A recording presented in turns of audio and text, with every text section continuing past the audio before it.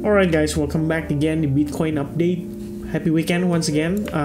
Kita di sini sebenarnya ngelihat pergerakan Bitcoin di weekend ini nggak terlalu banyak aktivitas. Kita sideways, bolak-balik di situ-situ aja. Nah, jadi mungkin di kesempatan ini saya pengen bahas lebih ke arah gimana kondisi dan situasi daripada stock market. Karena kita kan tahu ya, most likely korelasinya positif.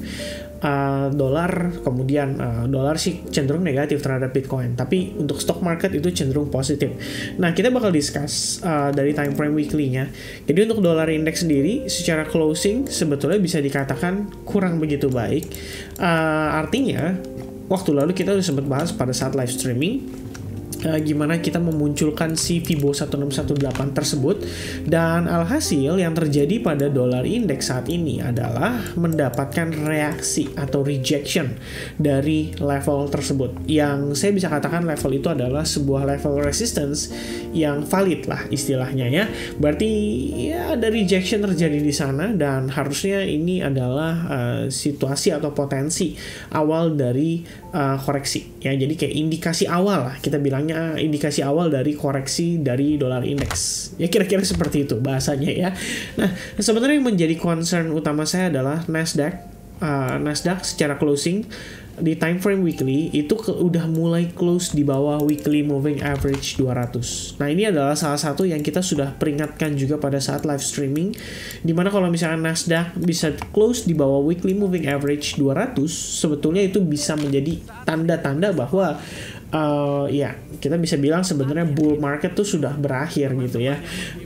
Sebetulnya berbicara dengan situasi ini kalau kita tarik Fibonacci retracement dari dari bottom ke topnya, bahkan kita belum sampai koreksi 50% ya untuk stock market, dengan kondisi di mana resesi, kemudian kondisi di mana inflasi lagi tinggi, suku bunga lagi akan dinaikkan.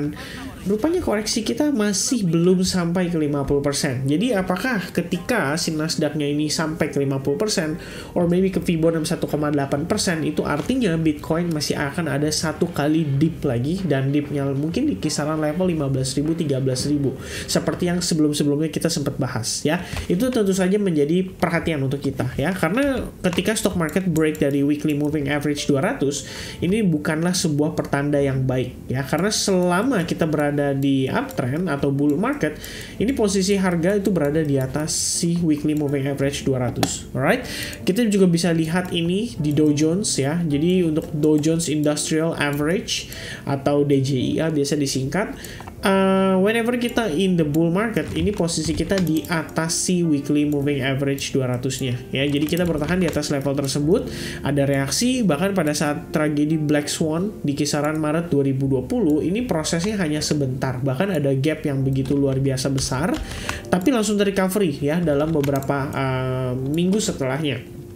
Nah, sekarang situasi kita, ya ini sih bisa dikatakan bukanlah sebuah insiden seperti Black Swan dan lain sebagainya, tapi ini pure based on price action. Artinya memang ada activity yang menyebabkan harga daripada Dow Jones Industrial Average Index ini itu tuh turun di bawah all time high-nya pada tahun 2020, Februari 2020. Ya, jadi di sini tentu saja akan menjadi concern bagi kita, karena di sini adalah level of resistance berhasil di break, yang artinya berubah menjadi support, dan sekarang sudah di break support tersebut. At least untuk time frame weekly kita udah lihat closingnya itu sudah bisa dikatakan valid, dan bahkan kita juga sudah break dari weekly moving average 200, yang tentu saja ini berarti indikasi yang cenderung negatif untuk stock market. Tinggal S&P 500 aja. Cuman S&P 500 yang saat ini itu masih bertahan di atas ya support line, which is dari resistance sebelumnya, dan kita juga masih bertahan di atas weekly moving average 200 ya. Sama aja kayak Nasdaq, sama kayak Dow Jones ya. Jadi kita bertahan di atas weekly moving average 200, itu artinya indikasi cenderung positif. But apakah S&P 500 itu akan menyusul yang lainnya, which is next week kita closingnya di bawah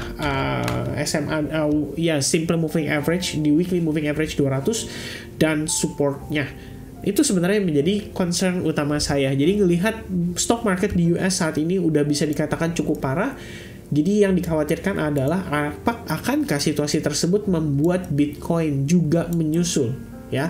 Jadi teman-teman mungkin bingung kalau misalnya yang belakangan ngikutin YouTube channel saya ya, kemarin bilangnya akumulasi, sekarang bilangnya bisa turun dulu. Memang sebenarnya kalau kita lihat skenario yang bisa terjadi untuk Bitcoin, terutama untuk Oktober ini adalah either dia breakout tapi ternyata bull trap. Ya, ini adalah skenario yang paling saya expect sebetulnya. Kalau bisa sih terjadinya kayak gini, ini bagus banget.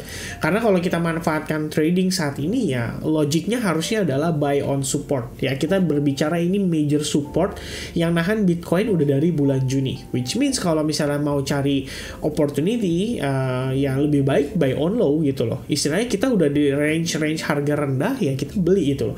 Masa dekat basement kita ngarepin dia lagi sampai di bawah basement, kan kasarannya seperti itu. Bukannya nggak mungkin terjadi, tapi at least yang secara logik ya, kita lihat dari risk reward ratio dan juga progres yang terjadi selama ini proses akumulasi pasti punya meaning. Jadi saya pikir alangkah lebih idealnya adalah ya bull trap aja, lebih better gitu loh.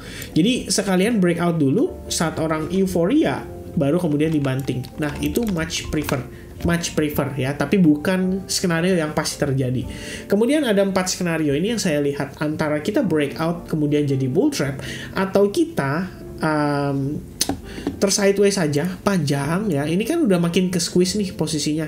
Apakah mungkin kita cuma sideways aja panjang ya, itu skenario kedua, atau mungkin kita breakdown ya, jadi dia totally breakdown, nggak ada fake out, nggak ada apa, dan akhirnya nerusin lagi ya, istilahnya wave count yang udah kita lakukan juga, yang sudah saya berikan juga analisisnya di video update terakhir ya, untuk ngebahas tentang si Bitcoin. Jadi istilahnya cangkupannya itu adalah seperti ini wave 1, kemudian 2, kemudian sekarang ongoing wave 3, 4, dan terakhir 5, baru dia tutup di wave 5 gitu ya, kira-kira seperti itu. Dan ya overall jadi bottom ya, kira-kira seperti itu.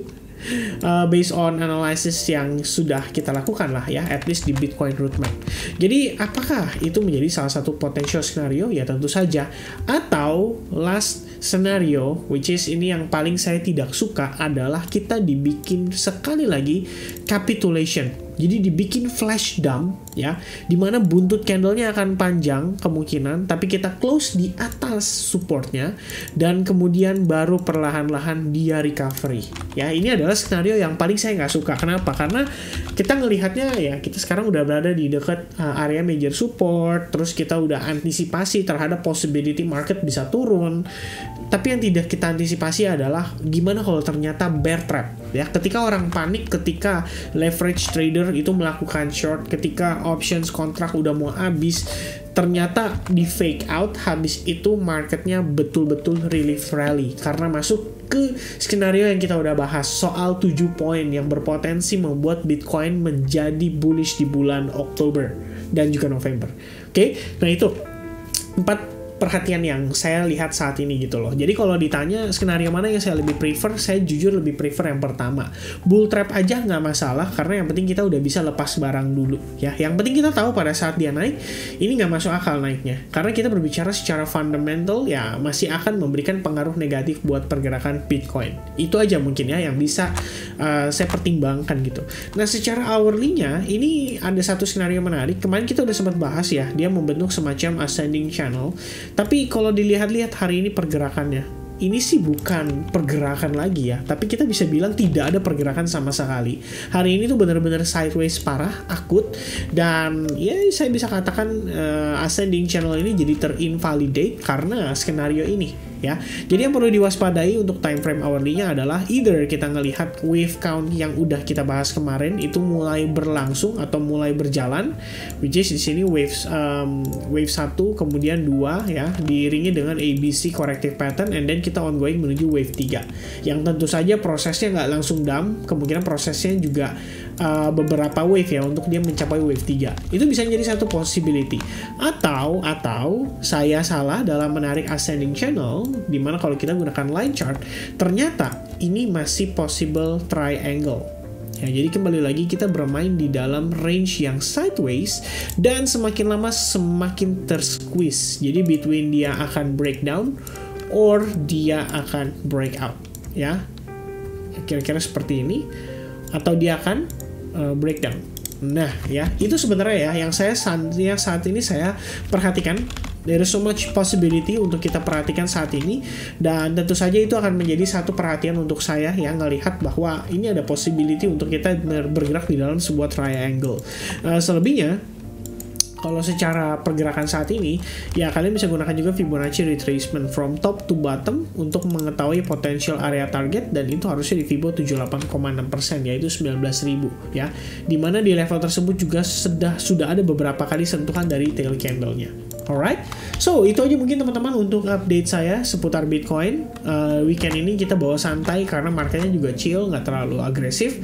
Jadi saya pikir ada baiknya kita menghabiskan waktu untuk enjoy with family dulu ya. Jadi chill a little bit supaya tradingan kita juga lebih psikologisnya lebih netral, dan ya hopefully for the best. Oke guys, happy weekend, have a nice day and have a nice weekend buat semuanya. God bless everyone, sehat selalu, sampai ketemu di update berikutnya. Cheers guys, bye bye.